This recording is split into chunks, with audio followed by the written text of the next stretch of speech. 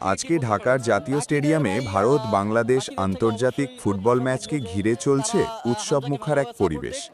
বিকেলের পর থেকেই স্টেডিয়ামের চারপাশে জমতে শুরু করে দর্শকদের ঢল, আর ম্যাচের শুরুর আগেই গ্যালারি ভরে ওঠে উপচে পড়া ভিড়ে। লাল সবুজ পতাকা হাতে তরুণ তরুণীদের উচ্ছ্বাস, ভুভুজেলার তীব্র শব্দ আর সমর্থকদের স্লোগানে পুরো স্টেডিয়াম পরিণত হয়েছে এক প্রাণবন্ত উৎসবে। নিরাপত্তা নিশ্চিত করতে আইনশৃঙ্খলা বাহিনীর তৎপর উপস্থিতি চোখে পড়ার মতো। বাংলাদেশের খেলোয়াড়রা মাঠে নামতেই গ্যালারি থেকে ওঠে করতালির ঝড়, আর ভারতীয় সমর্থকরাও পিছু না থেকে যোগ দেন নিজেদের দলের প্রতি সমর্থন জানাতে। উত্তেজনা, আবেগ আর খেলাধুলার ইতিবাচক শক্তিতে ভরে উঠেছে আজকের রাত। দু দেশের সমর্থকদের মিলিত উল্লাসে ফুটবল যেন আবারও মানুষকে এক করেছে।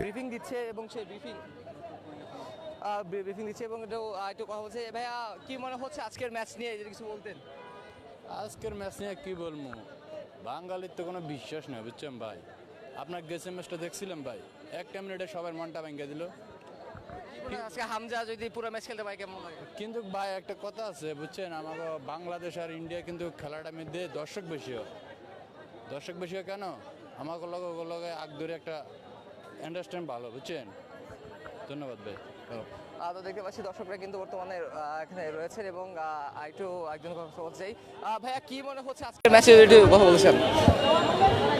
দর্শকরা কিন্তু ইতিমধ্যে দেখতে পাচ্ছি, ইতিমধ্যে কিন্তু কিছুক্ষণ আগেই কিন্তু এখানে উপচে পড়া ভিড় ছিল, কিন্তু আইন রক্ষাকারী বাহিনীর সেই ভিড়কে কিন্তু তারা সরিয়ে দিয়েছে এবং আমরা দেখতে পাচ্ছি দর্শকরা কিন্তু আস্তে আস্তে মাঠে প্রবেশের জন্য তারা কিন্তু টিকিট হাতে নিয়ে চলে এসেছে। একটু কথা বলবো ভাই আজকের ম্যাচ নিয়ে, যদি একটু কথা বলতে চাই যে কি মনে হচ্ছে আজকের ম্যাচে? আজকের ম্যাচে ইনশাআল্লাহ বাংলাদেশ উইন হবে। আজকে হামজার কাছে প্রত্যাশা কি? হামজার কাছে প্রত্যাশা, হামজা তো প্রতিবারে সবসময় ভালো খেলে, এবারও ইনশাআল্লাহ ভালো খেলবে। আশা করি হামজা আবারও গোল দিবে, বাইসাইকেল কি গোল দিবে ইনশাআল্লাহ।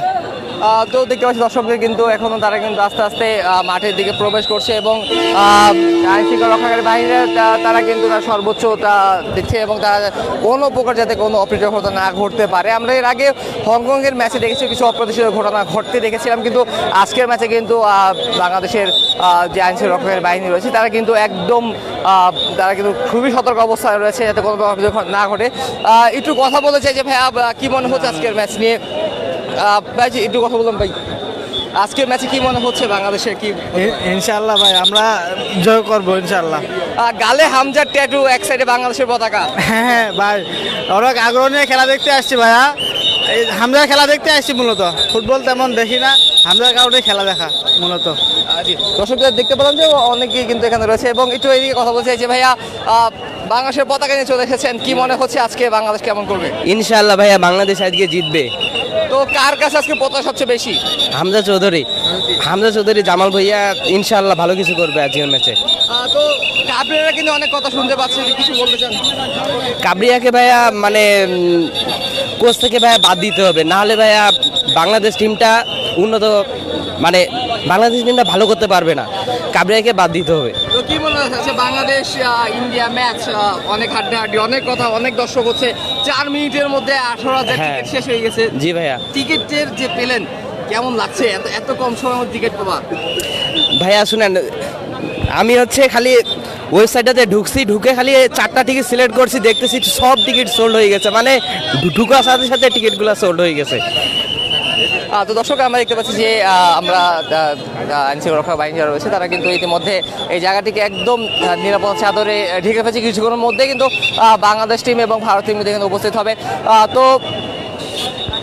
দর্শক সব মিলে বলা যায় যে আজকে বাংলাদেশ বনাম ভারতের ম্যাচে আইনশৃঙ্খলা রক্ষাকারী বাহিনী তারা কিন্তু সর্বোচ্চ নিরাপত্তা নিশ্চিত করার চেষ্টা করছেন এবং তারা কিন্তু 3 স্তরের নিরাপত্তা আমরা দেখতে পেয়েছি।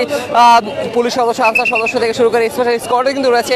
সব মিলে আজকে বাংলাদেশ ম্যাচে নিয়ে অনেক কিছু অপ্রীতিকর কথা শোনা গেল, কিন্তু এখন বর্তমানে যা দর্শক পুলিশের অবস্থা যা দেখতে পাচ্ছি সব মিলে খুবই শান্তিপূর্ণ অবস্থায় রয়েছে।